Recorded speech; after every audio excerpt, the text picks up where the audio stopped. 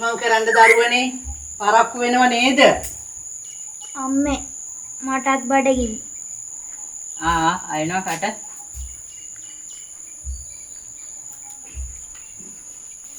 අම්මේ මේ ඊයේ හවස රාලහාමිකාරයා කිව්වනේ මට කියලා වැඩක් කරගන්න තියේ කියලා. මං ගියේ නෑ. අම්මේ රාලහාමි කිව්වා මේ ඊයේ හවස කපපු කුරුළු ගස් කියලා. පොඩ්ඩක් මොනවද ඔය පොඩි වැඩ? වෙන මොනවද කි? ගස් බඩ ගන්න තමයි. අනේ මේ මල්ලි අයියාගේ මගේ අතපය හයිය. තමස ඉන්නවා මේ ගෙදරට වෙලා. අනේ අම්මේ මේ මට නම් ওই රාලහම්කාරයා පේන්න බෑ. ඌ බලන් ඉන්නවා අපි ඉගෙනීම කඩාකප්පල් කරලා උගේ පර වැඩ වලට එක්කන් යනවා. මේ පොඩ්ඩෝ අනුන්ගේ වැඩ පර වැඩ කරන්න එහෙම යන්නේ නැහැ. ඊට පස්සේ අනේ අම්මේ අපි මොන තත්ත්වෙ හිටියත් කොහොම හරි කාලෙන් ඉඳලා ඉන්නවනේ. හැබැයි අම්මේ මම කොයි වෙලාවක හරි රාලහම්කාරයාට කියනවා අපි ඉන්නුගේ පර වැඩ කරන්න නෙවෙයි කියලා. අනේ දරුවනේ උඹලා කියව ගන්න නැතුව ඉඳපල්ලකෝ. මගේ අතපය තාම හයියයිනේ. අම්මා බය වෙන්න එපා අම්මේ. අපි 6 දෙනා එක්ක අම්මව රැජිනක් වගේ බලා ගන්නවා. ඔව් අම්මේ අපි 6 දෙනාම අම්මව රැජිනක් කරනවා.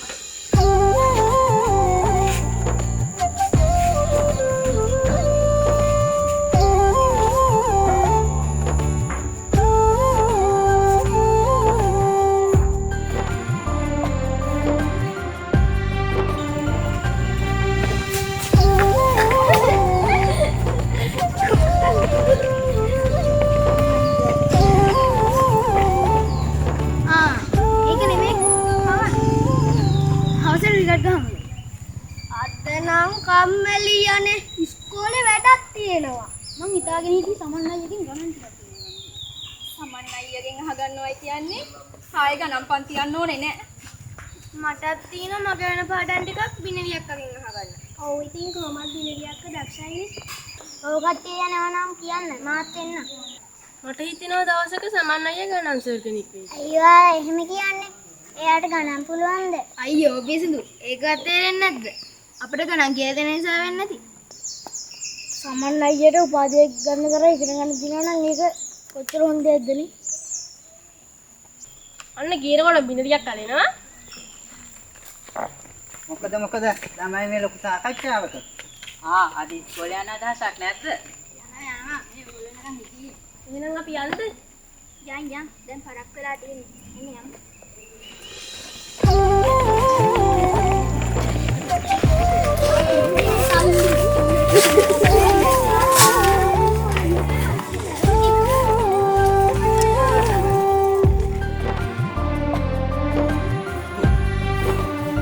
නේද? අර කාන්තියගේ මහේජන්ත උන්වහන්සේලා ටික ගියපු ලස්සන. යකඩු නිකන්වත් මේ පැත්ත බැලුවද කියහන්කෝ. අයිරාලාමි පොඩි ළමයි මේ පැත්ත බලන්නේ. ඒ ළමයින්ට මෙතන රාජකාරියක් නැහැනේ. ඒ ළමයි යන්නේ ඉගෙන ගන්න ඉස්කෝලේට. ඉගෙන ගත්තයි කියලා ඉරහඳ අල්ලන්නද බං? ඉරහඳ අල්ලන්න නෙවෙයි රාලාම මේ ළමයි ඉගෙන ගන්නේ. ඒ ළමයින්ටත් ඉගෙන ගන්න කියලා අයිතියක් තියෙනවා.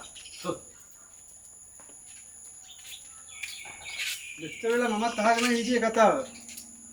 ගමසක මහත්තයෝ ඒ ළමයි ඉගෙන ගන්නේ ඉරහඳ අල්ලන්න නෙමෙයි ජීවිතය ජය ගන්න. හොඳට හිටි නෝනලා මහත්තුරු. උන් අපේ කරේ නගින්න දෙනකොට. රාලහාමි කියන්නේ එළමයින්ට වැඩිදුර අධ්‍යාපනය කරන්න එපා කියලාද? රාලහාමිට කඹරන්න කියලාද කියන්නේ? එහෙනම් ජස්ලින් මුදලාට තේරුණා. අනේ මේ රාලහාමි එකක් මතක තියාගන්න. රාලහාමි ඔය කතා කරන ගමේ ගාමසේවක මහත්තයාට කියලා. එහෙනම් අපි බලාගම්මුකෝ.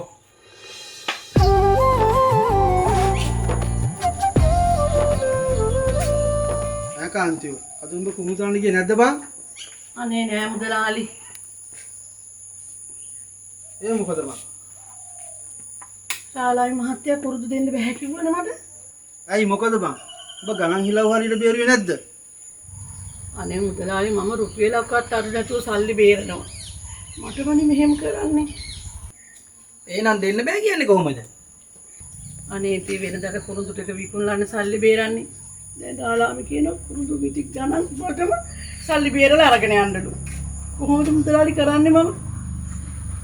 ඒක යස කතාවන්නේ කාන්ති අක්කේ. කනේ නම් මං බලන්නකො මුදලාලි. දැන් දාලාම කියන කතාව පුරුදු මිටි ගණන් විකුණන්න යන්න ඕනේ නැහැලු. දාලාම ළඟට වැඩට එන්නලු. මට ඒක කරන්න පුළුවන්. මං දරුවන්ට උගන්වන්න ඕනේ නේද? මම මෙච්චර මහන්සි වෙන්නේ මගේ දරුවෝ තුන්දෙනා ස්මාර්ට් කරගන්න. ඒක රසාව. මට බෑ මුදලාලි ඒක කරන්න. සාලායින් කොහමද එහෙම කියන්නේ? අනේ කාන්තිය. ඔබ කොහොම හරි ළමයි ටික ඉස්කෝලේ යවපන්කෝ. අපි මොකක් හරි කරන්න බලමු. ඒක හරි මුදලාලි. මාත් බලන්නම් මගේ පැත්තෙන් මේ ළමයින්ට මොනවා හරි කරන්න පුළුවන්ද කියලා. මට දෙන්නකෝ හාල් කිලෝ 2ක්.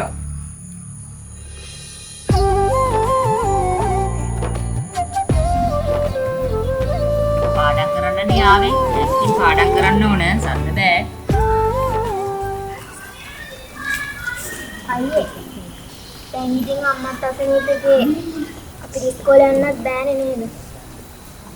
නෑ ලොකු නංගි පොඩි නංගි අනිවාර්යෙන් ඉස්කෝලේ යන්න ඕනේ. ඊටර ටික අපි බලා ගන්න. මේ බිනරි අක්කේ මට මේගොල්ලොත් එක ගණන් ඉගෙන ගන්න බෑ. මට වෙනම ගණන් ටිකක් කියා දෙන්නකෝ. හරි මම ඔයාලට කියා දෙන්න. හා.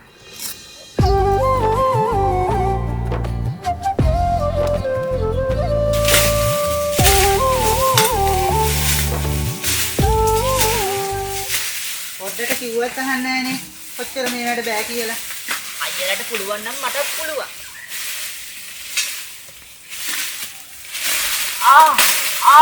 කපා ගත්ත නේද පඬිතුකම් කියලා අත.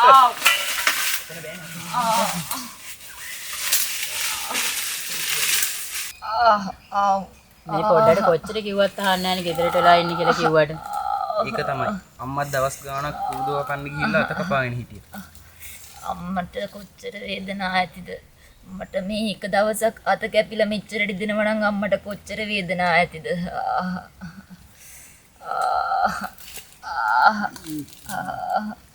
නාඩ පපල ටිකක් කඩලා ගමු නේ.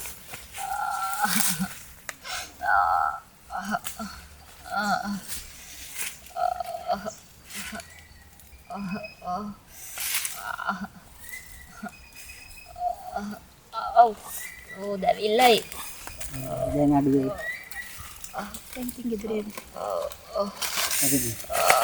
දැන් අපි ගෙදර යමු.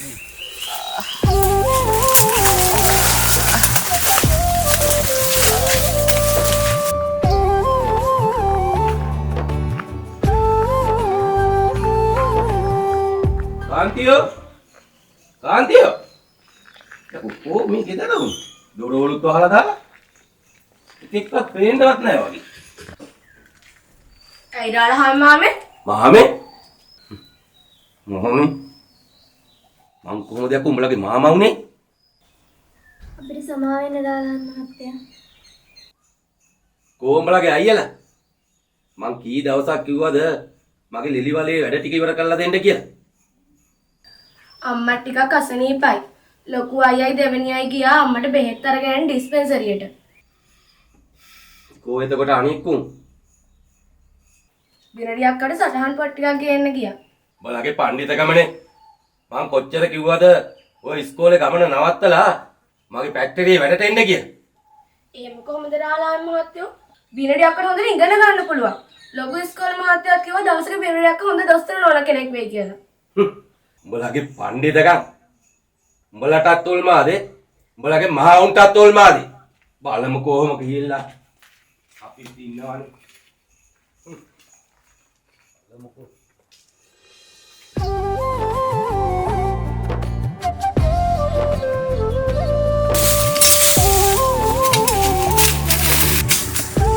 අක්කේ මට නම් හරි හිතට අමාරු මේ ළමයිට වෙච්ච දේ.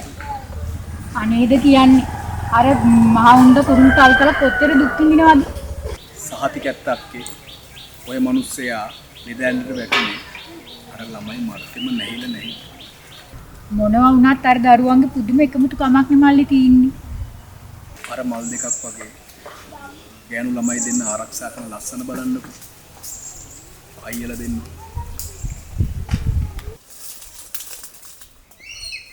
අපේ ගාමසේක මහත්තයා ඔව් පද්මසිරි පොඩි රාජකාරී වැඩකට යන ගම දෙන්න මොකද ලොකු සාකච්ඡාවක් වගේ. ඌ අපි අර කාන්තියත් වගේ දරුවෝ ටික ගැන කතා කර කර හිටියේ. මටත් පණිවිඩයක් ආවා. ළමයි 5 දෙනාම දැන් ඉස්කෝලේ යන්න යාලු නේද? දැන් නම් හරියන්නේ නැහැ පද්මසිරි. මේකට මොනවාරිම කරන්න වෙනවා. ඔව් ගාමසක මහත්තයා. හරි මම ගිහිල්ලා එන්නම් පද්මසිරි එන. හොඳයි ගාමසක මහත්තයා.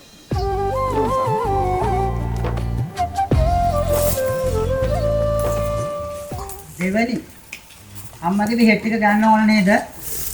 ඔව් ලොකෝ.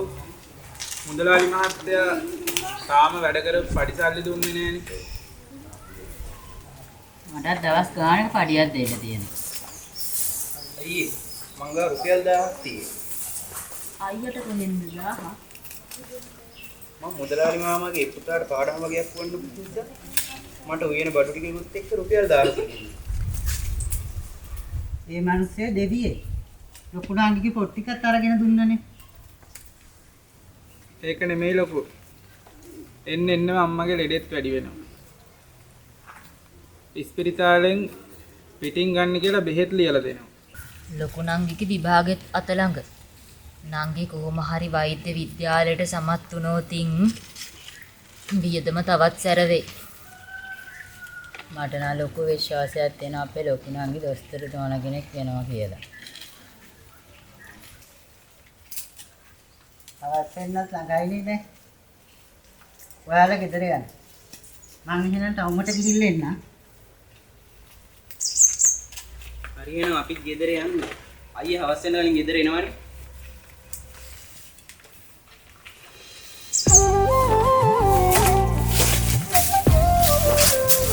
කාන්තියෝ ඔබට දැන් කොහොමද? කියන්න තරම් ගුණයක් නැහැ. නන්දාවති අගුණයක්ම තමයි ඉතින්. අනේ මන්ද බං උඹ ලෙඩ ඇඳට වැටුණට පස්සේ අර දරුවෝ ටික දුක් විඳිනවා. බලන් ඉන්න බෑදම්. මටත් තියෙන එකම දුක උච්චර තමයි නංගී. මේ ලෙඩේ මෙච්චර කල් අල්ලන් හිටියනේ. මට දුක මගේ මේ කොල්ලෝ 5 දෙනා කෙල්ල දෙන්න හින්දා. ඔබට පුළුවන් වෙලාවක කෙල්ල දෙන්නත් බලලා බලයන්. නංගී මට හරි අමාරුයි මේ විදියට. මේ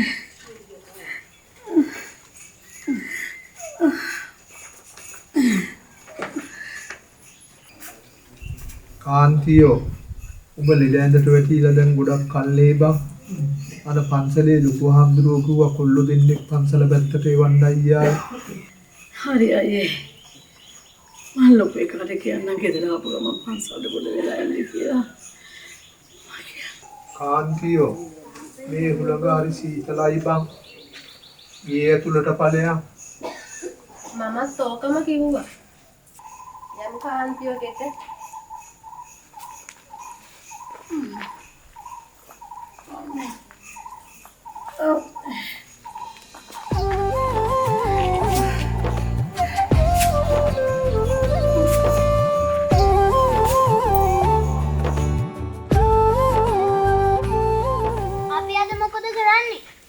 හැමදාම කරන සෙල්ලම නම් කරන්න බෑ.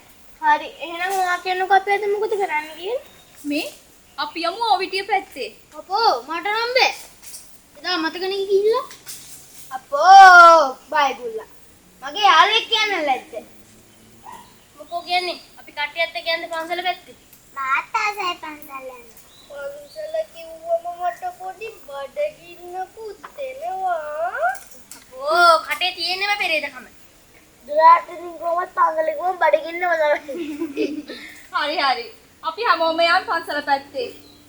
පොඩි හමුදුරු හිටියත් හැමෝන්ගේම බඩගින්න නිවාවි. යන්.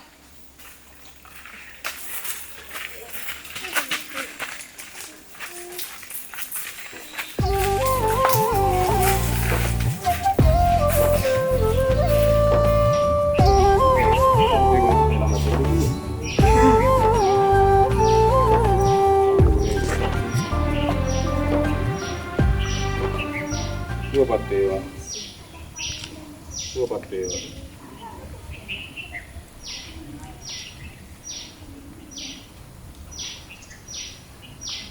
මේ සමන් ළමයාට එන්න කියලා මම පණිවිඩයක් යවුවේ වැදගත් කාරණාවකට. එහෙම නේද අපේ ග්‍රාම සේවක මහත්තයා? කොහොමද හාමුදුරුවනේ? මොනවා වුණත් මේ ළමයිගේ අධ්‍යාපන ගමන නම් නතර කරපු එක ලොකු වැරද්දක් ගාම්සේක මහත්තයා. හැබැයි ඉතින් ওই දේවල් වලට රාලහාමිත් මා ලොකුවට මැදිහත් වුණාලු නේද? එහෙමයි අපේ හඳුරන්නේ. මට කොහොම හරි වෛද්‍ය විද්‍යාලයට ඇතුල් වෙන්න වෙන කම තිබුණා. හොඳයි එහෙනම්. මේ ළමයි ගිහිල්ලා මොනවා හරි කාලා ඉන්නකෝ. මම බඳුනට කිව්වා ළමයිට මොනවා හරි කෑමට මොනවා හරි ලෑස්ති කරන්න කියලා. අපි මොනවා හරි කරන්න බලමුකෝ. නේද ගාම්සේක මහත්තයා?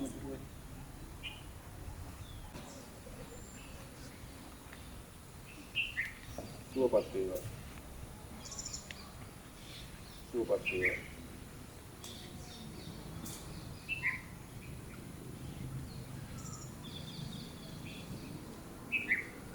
පොඩි නමක් ගිහිල්ලා දානශාලාව පැත්තට ගිහිල්ලා බාන්න ඔය ළමයිට මොනවා හරි කන්න දෙයක්. බලන්න මේ ළමයි නේද? අපිට පුළුවන් හැම දෙයක්ම අපිත් කරමු හාමුදුරුවනේ. මේ ළමයි වෙනුවෙන්. ඔව් ගාම්සේක මහත්තයා. මොනවා වුණත් ඉගෙන ගන්න දක්ෂ ළමයිනේ. ඔව් අපේ පුරේ සහයෝගය දෙමු හාමුදුරුවනේ. මේ ළමයි වෙනුවෙන්. හොඳයි.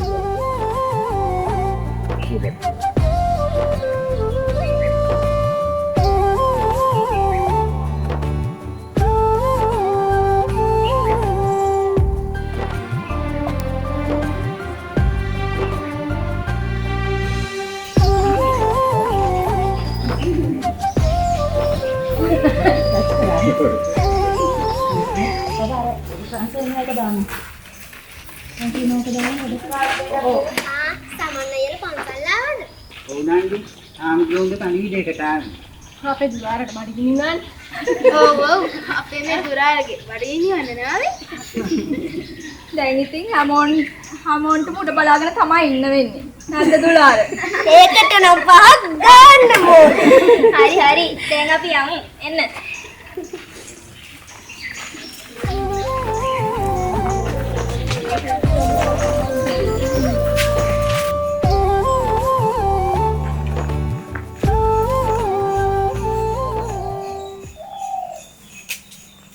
මගේ දුවට රත්නත්තරේම පිහිටයි පුතේ. එහෙනම් අම්මේ මාත් නංගි ඉස්කෝලේට ඇරලා බලන්න. හොඳයි පුතේ. ඉතින් එන්නගන්න.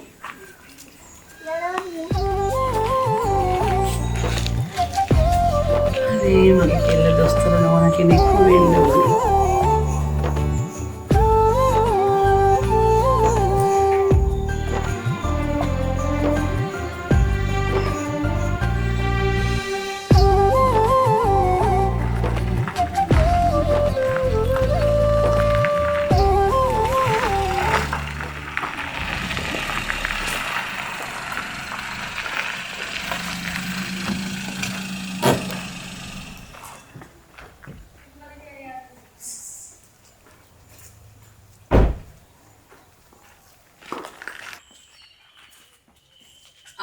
මේ ගාම්සේක මහත්තයානේ. මම බැලුව කවුද කියලා. එන්න ගෙට. නෑ කාන්ති මෙතන හොඳයි. දොස්තරනෝ ඉන්නවද කාන්ති? ඉන්නවා. සුමනා. නෝනා. මේ අපේ දොස්තර නෝනාට එන්න කියන්නකෝ. එනකොට තේ එකක් හදාගෙන ගාම්සේක මහත්තයාට. ලෙඩෙක් බලන්න එක්ක යන්න ආවේ කාන්ති දොස්තරනෝ. කවුද මහත්තයෝ ලෙඩා?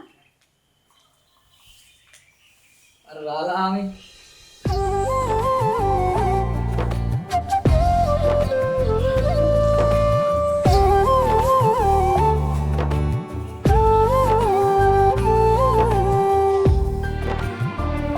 කොහොමද කාන්ති ළමයින්ට? අනේ ගාම්සේක මහත්තයාටයි අපේ හාමුදුරුවන්ටයි මුදලාලි මහත්තයාටයි පින් සිද්ධ වෙන්න මගේ දරුවෝ ටික හරි සතුටින් ඉන්නවා. දැන් ඒගොල්ලන්ට සර්වි ගාම්සේක මහත්තයා අන්න සතුටුයි කාන්ති.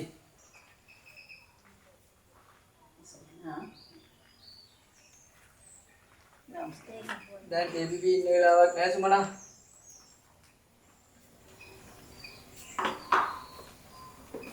කවුද ග්‍රාමසේක මහත්තයෝ ලෙඩක්? අම්මට ඔක්කොම විස්තරය කියලා තියෙන්නේ දොස්තර නෝනා. අපි යමුද ඉක්මනට? හරි යමු. අපි යමු.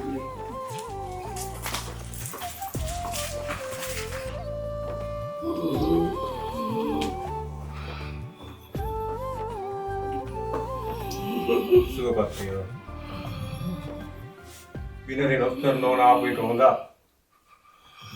ශාලායි මහත්තයාගේ අවසාන කැමැත්ත උනේ විනරි දොස්තර නෝනාව දකින්න එකනේ. අනේ රාලහන් මාමේ වාඩි මොකද උනේ? අනේ දෙයනේ. අනේ රාලහන් මාමේ මහත්තයාගේ දීපල ඔක්කොම දරුවෝ ලියාගත්තා. ඒක නිසා රාලහාමි ලෙඩ ඇඳට වැටුණා. අපේ ලොකු හාමුදුරුවෝ තමයි පන්සලට යන දානිපංගුවේ පద్මසිරියත් ඒ කොටසක් රාලහාමිට එවන්නේ. අපිත් ගොඩක් උත්සාහ කරා රාලහාමිව ගොඩ ගන්න දොස්තර නෝනා. වෙන්න තියෙන දේ වළක්වන්න බෑ ග්‍රාමසේවක මහත්තයෝ. මේ රාලහාමි කරපු පව් මේ ආත්මෙදිම ගෙව්වා. අහිංසක දරුවන්ගේ අධ්‍යාපනය කඩාකප්පල් කෙරුවා.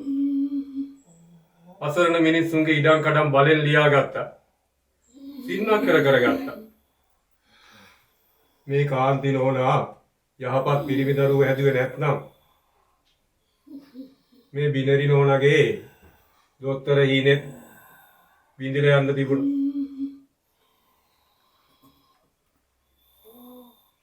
අනේ අපේ හාමුදුරුවනේ රාලහාමි ගැන අපේ තුන් හිතකවත් වෛරයක් තිබ්බේ නැහැ. අපේ හාමුදුරුවනේ